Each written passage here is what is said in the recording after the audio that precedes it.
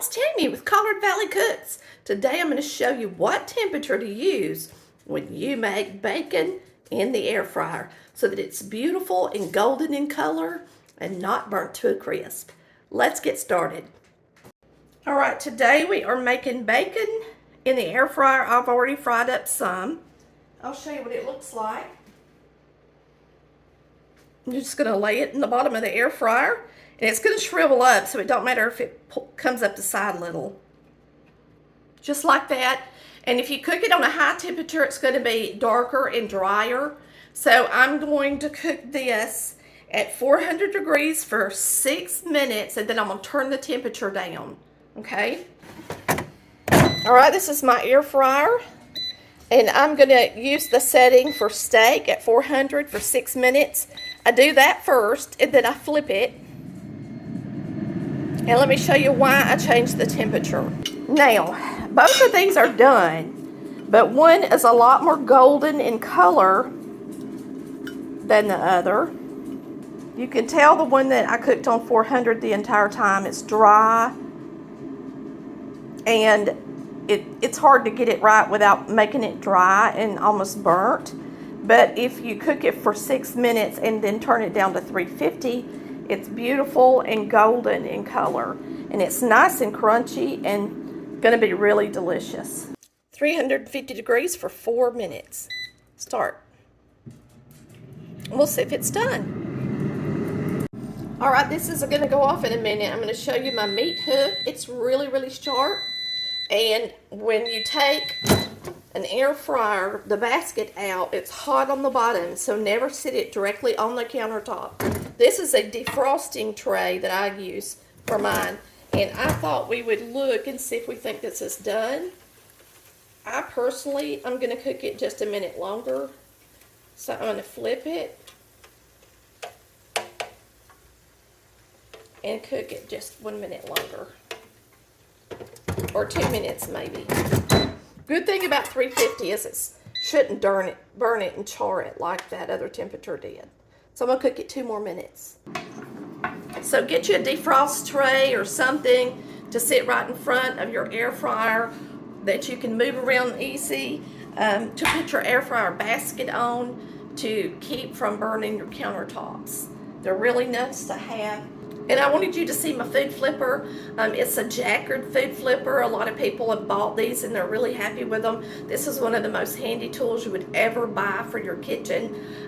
You can buy it by a set. You get a longer one you can use out on the grill. And make sure you get one that says Jacquard entered through our website and through the link that I show in the description post. And then if you choose to buy something that's cheaper, just know you'll probably have to return it, because even if it shows you a nice sharp tip in the picture, when you get it, it's going to be big and fat. You got to pay for a quality sharp tip, I promise.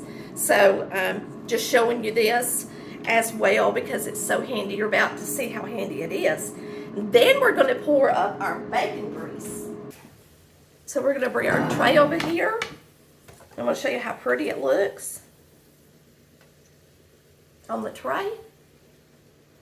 Now that's burnt bacon at 400 degrees. If you cook it on 400 the whole time. And this is 400 for 6 minutes and then turning it down to 350. It makes it really pretty and golden color. See that?